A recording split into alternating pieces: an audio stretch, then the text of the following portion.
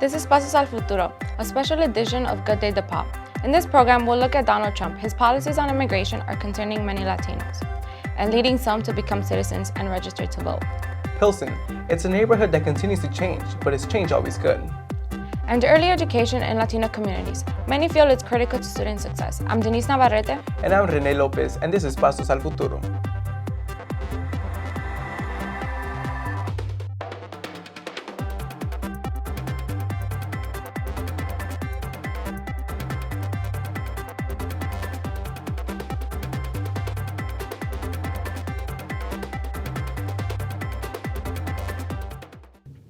It's been one of the biggest controversies in the presidential election. Donald Trump talking about deporting 11 million undocumented immigrants and saying he'll build a wall on the border with Mexico. All this has troubled many Latinos, and some are now becoming citizens so they can vote in the election. Pasos Al Futuro's Adriana Ramirez has details. They're bringing drugs, they're bringing crime, they're rapists, and some, I assume, are good people. Donald Trump referring to Mexican immigrants. These and other comments from Trump, the presumptive Republican nominee, have caused an uproar among undocumented immigrants in the Latino community. We're going to build a wall. It's going to be a real wall. It's going to be a wall that's powerful and that people aren't going to be going under or up or around or anything else. It's going to be a real wall. Trump's comments have led many Hispanic groups to mobilize voters in the upcoming election. The Illinois Coalition for Immigrant and Refugee Rights, or ICER, is taking charge in motivating immigrants to become citizens so they can vote. Training coordinator Luis Huerta Silva is heavily involved in the process. So starting in November and October of last year, we were really focusing on citizenship workshops because we wanted folks to become citizens by the time elections come around November 8th. Since then, ICER has been able to help over 1,500 people go through the process. Recently, the Supreme Court ruled in a deadlock that forbid President Obama from passing his program for deferred action for parents of Americans. It would have affected as many as 5 million undocumented immigrants whose children are American citizens. The president's plan would have kept these parents from being deported and allowed them to work. Hispanic groups are hoping Hillary Clinton will be elected and can implement a similar plan. So that's important to note because with a new president could come a new policy direction. And so that's why this presidential race is very important in understanding where they stand on that issue. The League of United Latin American Citizens, or LULAC, is another group helping immigrants become citizens here in Illinois. They provide classes 6 days a week, both in English and Spanish. One of the students attending these classes is Elvira Lopez, who says reciting her answers in front of the class has helped her memorize the answers more easily. If you pronounce it wrong, that's why the teacher is there. Or if you forget something, the class corrects you and says no, and that helps. And the embarrassment being in front helps you memorize it, because you say, oh, I never want to go through that embarrassment again, and that helps you. Their homework includes memorizing 60 questions for the written exam and 100 for the oral section. Program coordinator for ICER, Dagmara Avelar, who just became a citizen this past April, says despite the hardships, the process is worth it.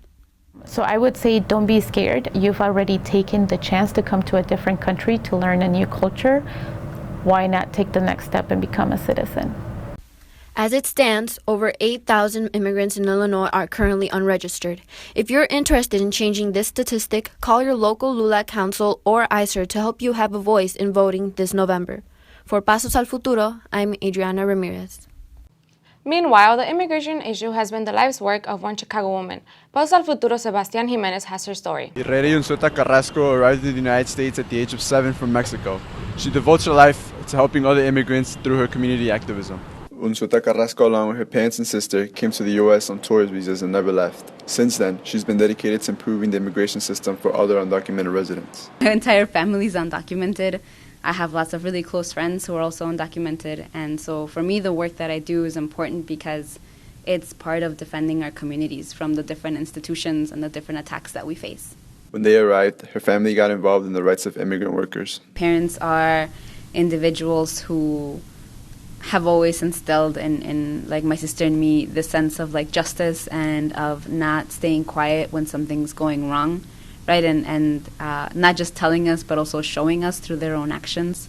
But this activism hasn't always worked in her favor. In 2013, Unsueta Carrasco was granted Deferred Action for Childhood Arrival, or DACA status. This makes immigrants like her who come to the U.S. before the age of 16 subject to deportation, and they're only given a 2-year work permit. But Unsueta Carrasco says she was denied DACA renewal last year because of her activism.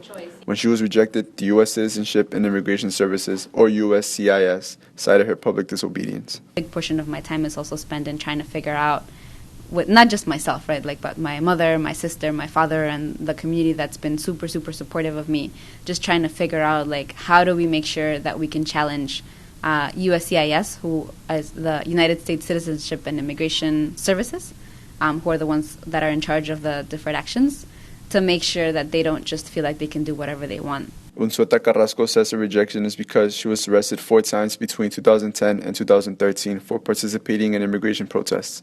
Currently, she's involved in Chicago's organized communities against deportations and continues to participate in protests. Finding a group of other people that believe in what you believe in, that you can figure out how to work together. Unsueta Carrasco is currently working with the National Immigration Justice Center preparing her case. For Pasos Al Futuro, I'm Sebastian Jimenez. In Venezuela, economic problems continue to cause massive hardship. Food is scarce throughout the country, leading to mass looting, protests, and riots. 87% of Venezuelans say they don't have enough money to buy food. And in Puerto Rico, the problem is debt, $72 billion worth of debt. The governor there says there is no way the island can pay off that debt. Some fear that Puerto Rico may end up defaulting on its loans. Pilsen. It's long been one of Chicago's most well-known Latino neighborhoods, but Pilsen continues to change, and some are concerned about how the neighborhood is evolving. Pasos Al Futuro's Celeste Sanchez explains. Construction sites and lease signs are on almost every block on 18th Street, as Pilsen, a community heavily populated by Hispanic immigrants, is in the midst of gentrification. New businesses and many non-Hispanic residents are moving into the neighborhood. A new study by the University of Illinois at Chicago finds that the number of whites in Pilsen grew by 22% over the past 10 years. Hispanic businesses like supermarkets, lemonade stands, and fruit stands are surrounded by clothing stores and coffee shops. Brian Sincho, the director of Pilsen's Alliance, says gentrification is leading to rent increasing, forcing those who can't afford it to leave the neighborhood. Those are the faces of evictions. That's what it looks like, right? Families who come to their office crying, or seniors who come crying and say, what do we do? This is the community that they help build. Census data shows that Pilsen Hispanic population is declining while white population continues to grow. Pilsen is majority Hispanic, but more than 10,000 Hispanic residents have left the neighborhood since 2000. And the population changes here, crime rates have dropped in Pilsen. Rose Gomez of the Pilsen Environmental Rights and Reform Organization focuses her work on the environmental effects of gentrification in Pilsen. She wants to be sure that the new construction does not absurdly impact the community, but she does see some benefits from the changes here. One of the pros would be that there are a lot of young people, professionals that are moving into the neighborhood, and the increased value in property. Teresa Graga from Pilsen's Neighborhood Community Council doesn't feel Pilsen will lose its identity. Gentrification has always been a threat, but it doesn't mean that we're going to turn anti whoever moves into the community. It is our community. Others embrace the changes with caution. Change is coming. What we want is shape change that is as positive as possible. Change that can be inclusive, change that incorporates and includes people. Democratic change. Change that is inclusive and mindful that there were people here that want to stay. Pilsen, a neighborhood in transition, but a community with proud Hispanic tradition, one that residents here are determined to preserve. For Pasos Al Futuro, I'm Celeste Sanchez. Coming up on Pasos Al Futuro, one Chicago group is pushing for peace in the city's neighborhoods. And early education for Latino children. Many see it as a key to success. All that and more when Pasos Al Futuro continues. The flu is unpredictable and can be serious. Who needs to be vaccinated against the flu? You. Get a flu vaccine. For more information, www.flu.gov. Crime. It's a problem in many Chicago neighborhoods, but one Latino group is offering some new ways to deal with this issue. Pasos Al Futuro's Angelina Angulo has details. A lot of the youth get involved in the community in a negative way, and that's what we're trying to stop. The Olean Youth Group is made up of about 60 Hispanic kids ranging from kindergarten to high school age who who get together to participate in sports and activities. Edwin Rabadon's personal experience as a member of the group encouraged him to come back and take a leadership role as the youth organizer. I think the most common problem that we've come across is the issue of violence and how do we address it. Olean's doors are open to kids in the little village neighborhood and surrounding areas where violence is all too common. Rather than kids being out on the streets with nothing to do, Olean offers them activities like sports or art.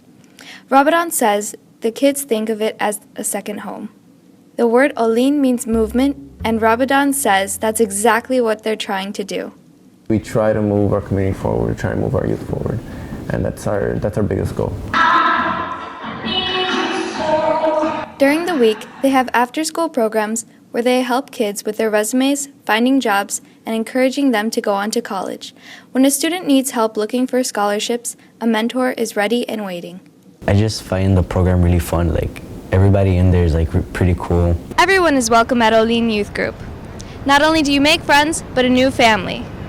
But what it really boils down to is simply providing a safe place for kids to come and talk. What we try to do is create those safe spaces so that youth can come in and have a place where they can feel safe, feel like they are listened to and supported, feel like they can come and ask for help, and just a space where it keeps them engaged and active to reduce them going out there and committing those acts of violence. Combating violence through fun, community, and friends is what Olean is all about. We are like a family, so everybody is really there for each other. Whatever it is that you need, like, you'll always find it there. For Pasos Al Futuro, I'm Angelina Angulo. In the nation of Colombia, the government and FARC rebels have agreed to a ceasefire. The agreement will hopefully end 5 decades of civil war that fighting has displaced or killed hundreds of thousands of people. Here in this country, the Mexican Consulate in Chicago is a key resource to many residents. The consulate provides a variety of services that help people in different ways. Pasos Al Futuro's Marisol Bonilla explains. On the corner of Adams and Ashland sits the Mexican Consulate of Chicago, which aims to serve what many feel is an otherwise underserved community. The consulate's services include issuing passports and birth certificates. Without the consulate, this would mean that those wanting these documents would have to travel to Mexico. All this can be difficult for some community members like Minerva Avalos, who has close family members who are unable to travel. They now issue voter ID cards. In the past, many people struggled to get these. I was one of those people that was worried about how I could get mine, especially for my children that can't travel to Mexico. Unlike other facilities that provide similar services, the consulate prides itself on maintaining a strong relationship with the Mexican community in Chicago. Financial educator Francisco Marquez believes it's important that community members feel welcome. We try to give as much information as possible in one way or the other. Information that may be taken for granted by others can be truly life-changing for those who come in. Being able to serve as a fountain of knowledge for the community is very gratifying. Although the consulate has been opening its doors since 2004 to Mexican immigrants, it continues to create programs that further help the community. One of the newest and most promising programs is 3x1. This helps fund local projects in Mexican communities that are necessary to help these communities prosper. The Consul General, Carlos Valera, has been a big supporter of the 3x1 program because he feels it's important to maintain a tight bond between immigrants in the United States and residents back home. Through these projects, there is a connection, or an umbilical cord as I like to call it, with the motherland. This program consists in that for every peso that a club or federation puts forward, the federal government puts another peso, the state government puts another peso, and the city receiving the project puts another peso. Therefore, you get 3 for 1, or 3x1. The effects of this program are felt in small towns like Ocoyotla in Puebla, Mexico, where the contributions have helped artisans make a living. The Mexican Consulate in Chicago makes it easy for immigrants in the city to take part in creating a better Mexico. Clubs are simply required to have 10 members to propose a project, showing it doesn't take much to make a big difference. For Pasos Al Futuro, I'm Marisol Bonilla. Early education. Many feel it's vital to young Latino students, and one group is playing a big role in this effort. Pasos Al Futuro's Andres Velázquez has a story. Countless studies show that children who receive early education and go through preschool are more likely to succeed later in life and less likely to have legal trouble. Programs like the Gads Hill Center in Chicago provide primarily Hispanic and African American children with the educational building blocks at a young age. Maricela Garcia is the Chief Executive Officer for the program.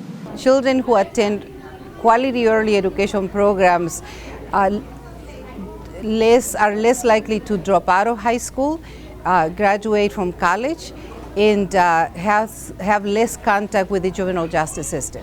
Here at Gads Hill Center, teachers, family, and parents celebrate their children's preschool graduation.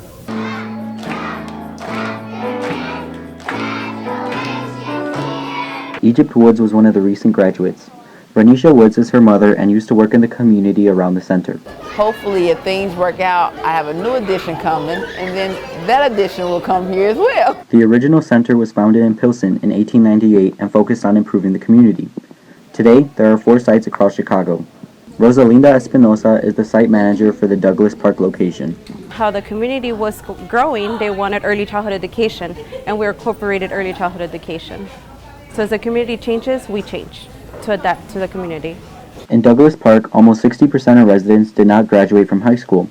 This neighborhood also has a large population of Spanish-speaking households. So no matter what culture or language they're from, our goal is to make them feel welcome in our center. So with them being said, we speak their language. If we don't speak their language, we find resources to do so. While the center aims to make children feel at home, they hope the parents will work with the children as well. Our goal is that children will acquire the social-emotional, the academic, and the academic skills to succeed throughout school. And we also engage the parents so that throughout the academic career of their children, the parents know how to support them. So at home, we work on different words. In school, they work on words, their reading, manners, everything. It's been said time and time again that children are our future. Why not make that future brighter by doing something small today? For Pasos Al Futuro, I'm Andres Velasquez. That's all for this year's edition of Pasos Al Futuro. I'm Denise Navarrete. And I'm Rene Lopez. From all of us here at the Latino High School Summer Workshop, have a wonderful summer and a great year.